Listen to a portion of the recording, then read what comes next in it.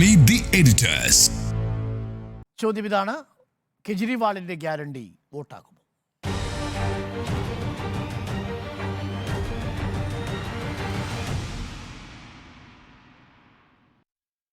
സ്മൃതി, അതായത് ഇന്നലെ കേജ്രിവാൾ തുടങ്ങിയ കാര്യം അത് ആവർത്തിച്ചുകൊണ്ടേയിരിക്കുകയാണ്. 75 വയസ്സാകാൻ പോകുന്നു മോദിക്ക് ഇനി കാലമില്ല. അപ്പോൾ ആരാണ് ആ ഗ്യാരണ്ടി പൂർത്തിയാക്കുക? ഈ ഗ്യാരണ്ടിയുടെ കാര്യം പറയുമ്പോൾ അതാണ് പറയുന്നത്. 75 വയസ്സ് എന്നുള്ള കാര്യം ആവർത്തിച്ച് പറയുന്നു. ഇന്നലെ പറഞ്ഞതുപോലെ തൊട്ട് പിന്നെ 1 മണിക്ക് വാർത്താ സമ്മേളനം, 2 മണിയോടുകൂടി അമിത്ഷായ്ക്ക് പ്രതികരിക്കേണ്ടി വന്നിരിക്കുന്നു. അപ്പോൾ അടുത്ത വർഷം റിട്ടയർ ആകുമ്പോൾ ആ ഗ്യാരണ്ടി ആര് പൂർത്തിയാക്കുമെന്ന് ചോദിക്കുന്നു. അതിൽ വ്യക്തതയില്ലല്ലോ. എൻ്റെ ഗ്യാരണ്ടി എന്ന് പറഞ്ഞു കഴിഞ്ഞാൽ ഞാൻ നടപ്പാക്കിയ ഗ്യാരണ്ടികളാണ്. പഞ്ചാബിലും അതുപോലെ ഡൽഹിയിലും നടപ്പാക്കിയ കാര്യങ്ങൾ പറയുന്നു. 24 മണിക്കൂർ വൈദ്യുതി, സൗജന്യ വൈദ്യുതി, ഇത് എൻ്റെ ഗ്യാരണ്ടി ആയിരുന്നു. ആ ഗ്യാരണ്ടി ഞാൻ നടപ്പാക്കി. പഞ്ചാബിലും അതുപോലെ തന്നെ നടപ്പാക്കി. അതുപോലെ വിദ്യാഭ്യാസത്തിൻ്റെ നിലവാരം ഉയർത്തുക എന്നുള്ളത് എൻ്റെ ഗ്യാരണ്ടി ആയിരുന്നു. അതും ഞാൻ ഈ 2 സംസ്ഥാനങ്ങൾ നടപ്പാക്കി. അപ്പോൾ നടപ്പാക്കാൻ പറ്റുന്ന കാര്യങ്ങളെ ഞാൻ പറയുകയുള്ളൂ എന്ന് പറയുന്നു. അത് നടപ്പാക്കുമെന്ന് പറഞ്ഞു. 10 ഗ്യാരണ്ടികളും ഇന്ത്യ മുന്നണിയുടെ ഗ്യാരണ്ടി ആയിട്ടാണ് അദ്ദേഹം വച്ചിരിക്കുന്നത്. ഞാൻ ഇന്ത്യ മുന്നണിയിലെ മറ്റു നേതാക്കളുമായി സംസാരിച്ചിട്ടില്ല, പക്ഷേ ഞാൻ ആ ഗ്യാരണ്ടി മുന്നോട്ട് വയ്ക്കുന്നു എന്നാണ് അദ്ദേഹം പറഞ്ഞത്. അത് പല ഘട്ടങ്ങളിലായി രാഹുൽ പറഞ്ഞ കാര്യങ്ങളടക്കം അതിൽ വരുന്നുണ്ട്. അപ്പോൾ സാധാരണക്കാർക്ക് കേജ്രിവാളിൽ നിന്ന് നേരത്തെ ചില കാര്യങ്ങൾ ചെയ്ത് കിട്ടിയിട്ടുണ്ട്, സാധാരണക്കാരെ സംബന്ധിച്ച്, സ്ത്രീകളെ സംബന്ധിച്ചിട്ടൊക്കെ. അപ്പോൾ ആ ഉറപ്പുകൾ വിശ്വസിക്കാവുന്നതാണ് എന്നൊരു ബോധ്യം അവർക്കുണ്ട്. അപ്പോൾ അതിന്മേൽ കൂടുതൽ ഉറപ്പുകളാണ് നൽകിയിരിക്കുന്നത്. ഞാനിവിടെയുണ്ട്, അദ്ദേഹം പോകാൻ പോകുന്നു, ഇതാണ് പറഞ്ഞുകൊണ്ടിരിക്കുന്നത്. അപ്പോൾ ഇനിയിപ്പോൾ ബീഹാറിലും യു പിയിലും മഹാരാഷ്ട്രയിലും ഒക്കെ പ്രചാരണത്തിന് അദ്ദേഹം ഇറങ്ങാൻ പോവുകയാണ്. അപ്പോൾ ആ ഘട്ടത്തിൽ മറ്റ് ഇന്ത്യ മുന്നണിയിലെ നേതാക്കൾ കൂടി ഉണ്ടാകുമെന്നാണ് ഞാൻ മനസ്സിലാക്കുന്നത്. ഇപ്പോൾ കേജ്രിവാളിൻ്റെ ആപ്പിലെ പ്രധാനപ്പെട്ട നേതാക്കളും മാത്രമായ പ്രചാരണം മുന്നോട്ട് പോകുന്നു. പക്ഷേ ഓരോ ദിവസവും മോദിക്കെതിരെ എന്നുള്ള രൂപത്തിൽ പോവുകയാണ്. ഇന്നിപ്പോൾ BJP വിട്ട ഒരു പ്രധാനപ്പെട്ട മുൻ കേന്ദ്രമന്ത്രി യശ്വന്ത് സിൻഹയുടെ പ്രതികരണം വന്നിട്ടുണ്ട്. ഈ റിട്ടയർമെൻറ്റ് തീരുമാനമൊക്കെ 2014 ആണ് ഉണ്ടായിരുന്നത്. LK അദ്വാനി അടക്കമുള്ള മുതിർന്ന നേതാക്കളെയൊക്കെ ആ തരത്തിൽ കൊണ്ടുപോകാൻ വേണ്ടി മാർഗനിർദ്ദേശക് മണ്ഡൽ ഉണ്ടാക്കി. അവരൊക്കെ ഇനി അവിടെ പ്രവർത്തിക്കട്ടെ, 75 കഴിഞ്ഞവർ അവിടെ പ്രവർത്തിക്കട്ടെ. അപ്പോൾ മോദിക്ക് അത് ബാധകമല്ലേ എന്നുള്ള ചോദ്യം. ഇന്നിപ്പോൾ അദ്ദേഹത്തിൻ്റെ പ്രതികരണം വന്നു കഴിഞ്ഞിരിക്കുന്നു. ഞങ്ങളെപ്പോലുള്ളവരെ ഒഴിവാക്കാൻ വേണ്ടി ഉണ്ടാക്കിയ പരിപാടിയായിരുന്നു, അത് എല്ലാവർക്കും ബാധകമല്ല എന്നാണ് അദ്ദേഹം പറയുന്നത്. അപ്പോൾ ആ രൂപത്തിൽ കാര്യങ്ങൾ ചെയ്തിട്ടുണ്ടായിരുന്നു. അപ്പോൾ മാത്രമല്ല, ഈ ഇന്നലെ പറഞ്ഞൊരു പ്രധാനപ്പെട്ട കാര്യമുണ്ട്. ഗുജറാത്തിലെ 2 നേതാക്കളാണ് BJP ഭരിക്കുന്നത് എന്ന് പറയുമ്പോൾ അപ്പുറത്തുള്ള മറ്റ് നേതാക്കൾ ശ്രദ്ധിക്കൂ, അതാ യോഗി ആദിത്യനാഥ് നിങ്ങൾ ശ്രദ്ധിക്കൂ എന്ന് പറഞ്ഞുകൊണ്ടിരിക്കുകയാണ്. അത് ഒരു അസ്വാരസ്യം അവിടെ ഉണ്ടാക്കുന്നുണ്ട്. ഇതിനകം തന്നെ നേരത്തെ തന്നെ പ്രശ്നങ്ങൾ ഉണ്ടായിരുന്നവർക്കിടയിൽ ഒന്നുകൂടി ആശയക്കുഴപ്പമുണ്ടാക്കാൻ അത് സഹായിക്കുന്നുണ്ട്. അപ്പോൾ ഇത് പറഞ്ഞുകൊണ്ട് BJPക്കിടയിൽ ഛിദ്രമുണ്ടാക്കുക എന്ന ഉദ്ദേശമാണ് കേജ്രിവാൾ നടത്തുന്നത്. അപ്പോൾ ഇനിയുള്ള ദിവസങ്ങളിലും മോദി തന്നെയാണ് ടാർഗറ്റ്, മോദിക്കെതിരെ തന്നെയാണ് പറഞ്ഞുകൊണ്ടിരിക്കുന്നത്. ഇത് അങ്ങനെ മുന്നോട്ട് കൊണ്ടുപോകും.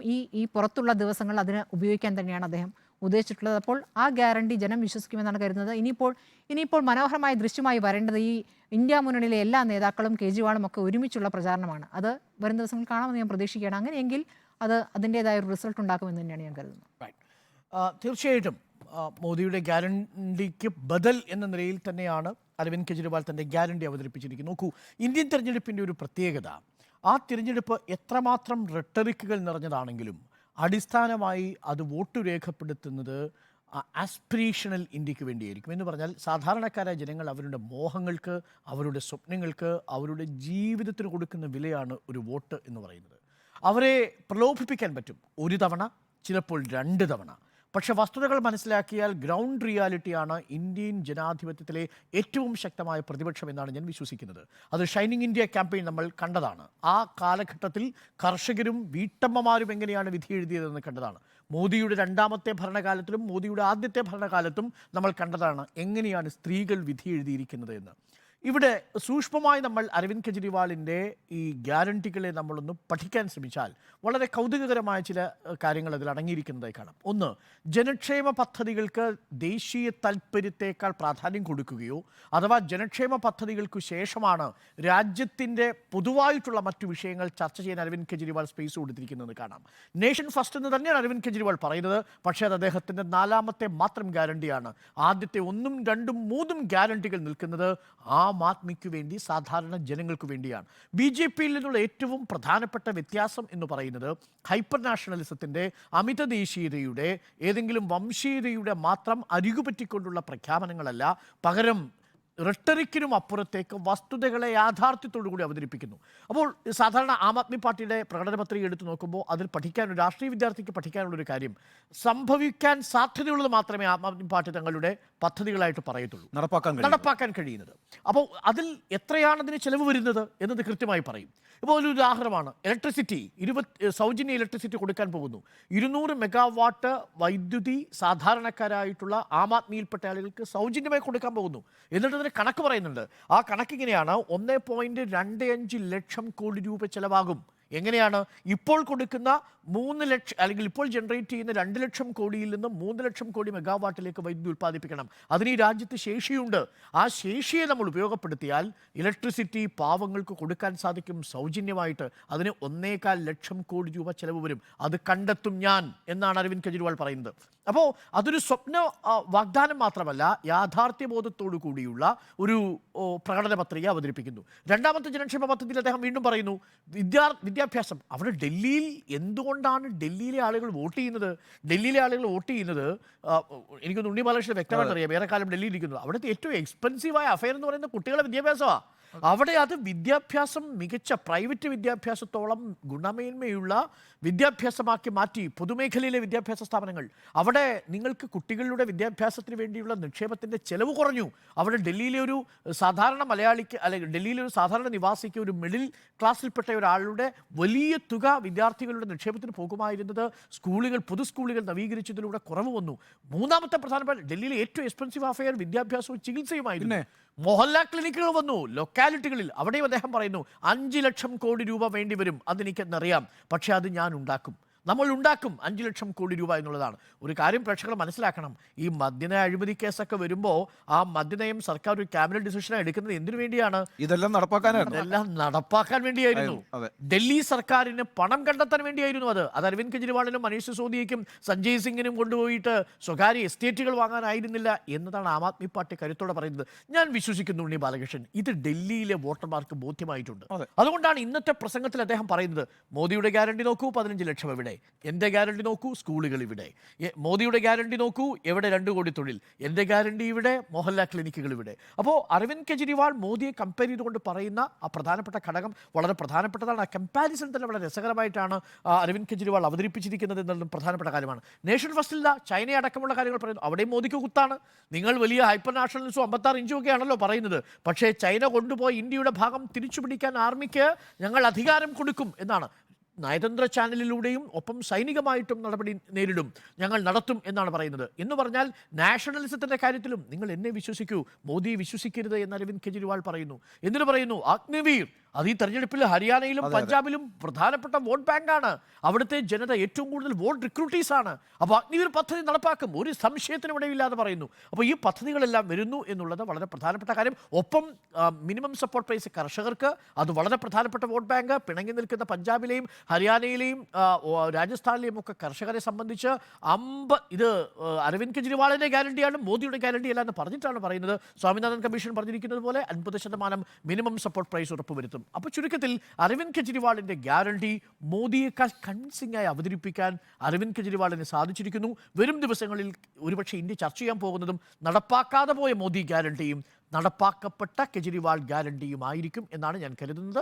അതുകൊണ്ട് അത് വോട്ടായി മാറാനുള്ള സാധ്യതയുണ്ടെന്ന് വിശ്വസിക്കുന്നു. ഉണ്ണി ബാലകൃഷ്ണനിലേക്ക് ഞാൻ വരാം ഒരു ചെറിയ ഇടവേളയ്ക്ക് ശേഷം. എഡിറ്റേഴ്സ് തുടരുന്നു. ഗ്യാരണ്ടി വോട്ടാകും. ഉണ്ണി ബാലകൃഷ്ണൻ.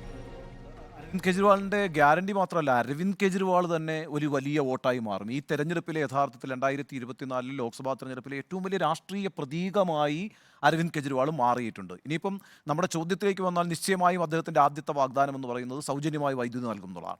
ഞാൻ 12 വർഷം ഡൽഹിയിൽ താമസിച്ചിരുന്ന ഒരാളാണ്. അവിടുത്തെ ഏറ്റവും വലിയ പ്രശ്നം എന്ന് പറയുന്നത് ഈ വൈദ്യുതി ബില്ലാണ്. കാരണം ദീർഘകാലം ഈ വേനലുള്ളൊരു സ്ഥലമാണ് ഡൽഹി എന്ന് പറയുന്നത്. ഒരു 6-7 മാസം വേൽക്കാലമാണ്, അത് കടുത്ത ചൂടാണ്. ആ സമയത്ത് നമ്മൾ KSU ഉപയോഗിക്കേണ്ടി വരും. അപ്പം ഈ മാസം തോറും വരുന്ന വൈദ്യുതി ബില്ലെന്ന് പറയുന്നത് വലിയ തുകയാക്കാം. അതിൻ്റെ കാരണം വെച്ചാൽ ഡൽഹിയിൽ കടലൊന്നുമില്ല.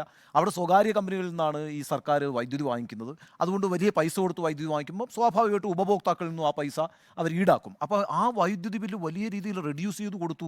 അങ്ങനെ തെളിയിച്ചു അരവിന്ദ് കെജ്രിവാൾ. അപ്പോൾ അതൊരു പ്രധാനപ്പെട്ട കാര്യമാണ്. അതുപോലെ തന്നെ അരുൺ നേരത്തെ സൂചിപ്പിച്ച പോലെ ഏറ്റവും പ്രധാനപ്പെട്ട ആശുപത്രികൾ, രാജ്യത്ത് തന്നെ ഏറ്റവും പ്രധാനപ്പെട്ട എയിംസ് അടക്കമുള്ള, റാം മനോഹർ ലോഹി ആശുപത്രി അടക്കമുള്ള വലിയ ആശുപത്രികളുള്ള സ്ഥലമാണ് ഡൽഹി. പക്ഷേ ഒരു പാവപ്പെട്ട ഒരു സാധാരണക്കാരന് അവിടെ ചികിത്സ കിട്ടാത്ത സാഹചര്യമുണ്ട്. അപ്പോൾ അവിടെ ഈ മൊഹല്ല ക്ലിനിക്കുകൾ വരുന്നു. അത് വലിയൊരു മാറ്റം കൊണ്ടുവന്നു. അതേപോലെ തന്നെയാണ് ഇപ്പോൾ സെയിൻറ്റ് സ്റ്റീഫൻസ് ആണെങ്കിലും ലേഡീസ് റാം കോളേജൊക്കെ ആണെങ്കിലും അതുപോലുള്ള വലിയ വിദ്യാഭ്യാസ സ്ഥാപനമുള്ള സ്ഥലമാണ്. പക്ഷേ പാവപ്പെട്ടവർക്ക് അവിടെ കടന്നു ചെല്ലാൻ കഴിയില്ല.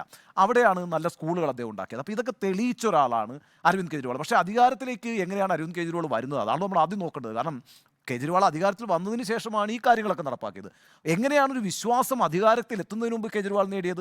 അത് കഴിഞ്ഞ ദിവസം അദ്ദേഹം പറയുന്നുണ്ടല്ലോ, ഈ IT കമ്മീഷണറായിട്ട് ജോലി എടുത്തുകൊണ്ടിരുന്ന ഒരാളാണ് ഞാൻ. IRSകാരനാണല്ലോ അദ്ദേഹം. IT കമ്മീഷണർ എന്ന് പറഞ്ഞാൽ ചെറിയ അഴിമതിയൊന്നും അല്ല കേട്ടോ. ഈ IT കമ്മീഷണർക്ക് കിട്ടാവുന്ന പൈസ എന്നൊക്കെ പറഞ്ഞാൽ വലിയ പൈസയാണ്. അപ്പോൾ ആ തൊഴിൽ ഉപേക്ഷിച്ചിട്ടാണ് ഇയാൾ ഈ 10 വർഷം യഥാർത്ഥത്തിൽ ഡൽഹിയിലെ ഈ ചേരി പ്രദേശത്ത് അയാൾ പ്രവർത്തിച്ചുകൊണ്ടിരുന്നു എന്നുള്ളത് നമ്മൾ മനസ്സിലാക്കണം. അതായത് നമ്മൾ ഈ കാണുന്ന ന്യൂഡൽഹി എന്ന് പറയുന്ന ഒരു 2 കിലോമീറ്റർ ചുറ്റളവാണ്. അവിടെയാണ് നമ്മൾ ഈ ഇന്ത്യ ഗേറ്റും പാർലമെൻറ്റ് മന്ദിരവും കുത്തബ് മീനാറും ഒക്കെ കാണുന്നത്, കൊണാർട്ട് പ്ലേസ് ഒക്കെ കാണുന്നത്. അതേസമയം അതിന് പുറത്തേക്ക് ഇറങ്ങിയാൽ വലിയൊരു ചേരി പ്രദേശമാണ് ഡൽഹി. ഓൾഡ് ഡൽഹി എന്നായി നമ്മൾ പറയുക. അപ്പോൾ ന്യൂഡൽഹിയും ഓൾഡ് ഡൽഹിയും ഉണ്ട്. ഈ ഓൾഡ് ഡൽഹിയിലാണ് ഈ പറയുന്ന സാധാരണക്കാരായ മനുഷ്യർ മുഴുവൻ വന്ന് അടിഞ്ഞുകൂടിയിരിക്കുന്നത്. എങ്ങനെയാണ് ഇത്? ഈ വിവിധ സംസ്ഥാനങ്ങളിൽ നിന്നാണ് അവിടെ വരിക ആളുകൾ. ഉത്തർപ്രദേശിൽ നിന്ന് വരും, ബീഹാറിൽ നിന്ന് വരും, മഹാരാഷ്ട്രയിൽ നിന്ന് വരും. എന്തിനാ തൊഴിലെടുക്കാനാണ് വരുന്നത്? നിങ്ങൾ ഈ വലിയ കൊട്ടാരങ്ങളും ഒക്കെ ഉണ്ടാക്കി വെച്ചിരിക്കാനല്ലോ. അവിടെയൊക്കെ ക്ലീനിങ്ങിന് ആളുകളെ വേണ്ടേ? നിങ്ങളുടെ ഈ വിഴുപ്പലക്കാനും നിങ്ങളുടെ ഈ പിന്നെ ശുചിത്വം പാലിക്കാനും ഒക്കെ വേണ്ടിയിട്ട് ആളുകൾ വരും. ആളുകളെ വേണം. അവരൊക്കെ ഈ ചേരി പ്രദേശത്തു നിന്നുള്ളവരാണ്. അവിടെ ഇറങ്ങി നിന്നുകൊണ്ട് അവർക്ക് ഇലക്ട്രിസിറ്റി സംഘടിപ്പിച്ചു കൊടുക്കും, വൈദ്യുതി കണക്ഷൻ സംഘടിപ്പിച്ചു കൊടുക്കും, ആധാർ കാർഡ് ഉണ്ടാക്കി കൊടുക്കും. എനിക്ക് ഈ CPM-നോടുള്ള വിമർശനം എന്താണെന്നറിയാമോ? CPM ഈ AKG ഭവനിൽ ഇരുന്നിട്ട് ഈ സിദ്ധാന്തവും സാംസ്കാരിക പരിപാടികൾ സംഘടിപ്പിക്കുമല്ലോ അവിടെ ചെയ്തുകൊണ്ടിരുന്നത്.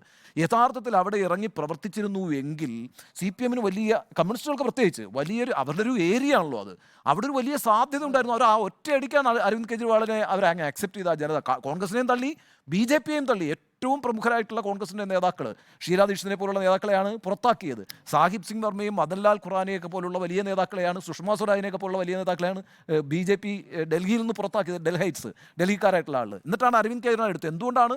അയാൾ ഈ സൈക്കിൾ റിക്ഷ വലിക്കുന്നവർക്കിടയിലും, അയാൾ ഈ കൂലിപ്പണിക്ക് പോകുന്നവർക്കിടയിലും, അയാൾ ഈ പറയുന്ന വീട് വൃത്തിയാക്കാൻ പോകുന്ന ആളുകൾക്കിടയിലും ഒക്കെ പ്രവർത്തിക്കുകയും അവർക്ക് വേണ്ട ചെറിയ ചെറിയ കാര്യങ്ങൾ ചെയ്തു കൊടുക്കുകയും ചെയ്തുകൊണ്ടൊരു വിശ്വാസം ആർജിച്ചെടുത്തു. അങ്ങനെയാണ് ആം ആദ്മി പാർട്ടി ഉണ്ടാകുന്നത്. അതിനുശേഷമാണല്ലോ ഈ പറയുന്ന സൗജന്യങ്ങളെല്ലാം നടപ്പാക്കിയെന്ന് നമ്മൾ പറയുന്നത്. അപ്പോൾ ആ അർത്ഥത്തിൽ അയാൾക്കൊരു വലിയ വിശ്വാസം ആ ജനതയിൽ ഉണ്ടായിട്ടുണ്ട്.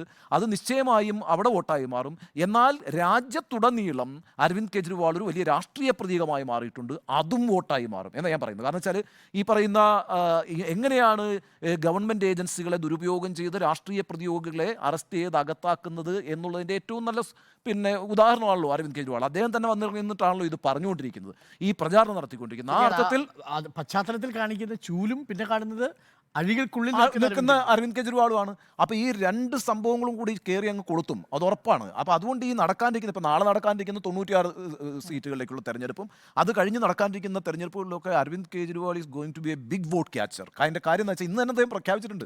അതായത് ഡൽഹിയിലെ തെരഞ്ഞെടുപ്പ് കഴിഞ്ഞാൽ ഉടനെ തന്നെ അയാൾ ബീഹാറിലേക്കും ഉത്തർപ്രദേശിലേക്കും മഹാരാഷ്ട്രയിലേക്കും ഒക്കെ പോവുകയാണ്. സോ അങ്ങനെ തന്നെ നമുക്ക് വിലയിരുത്താം.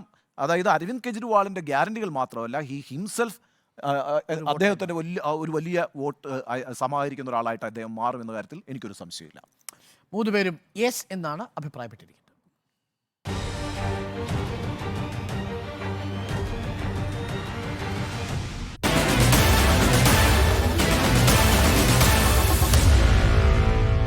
Meet the editors.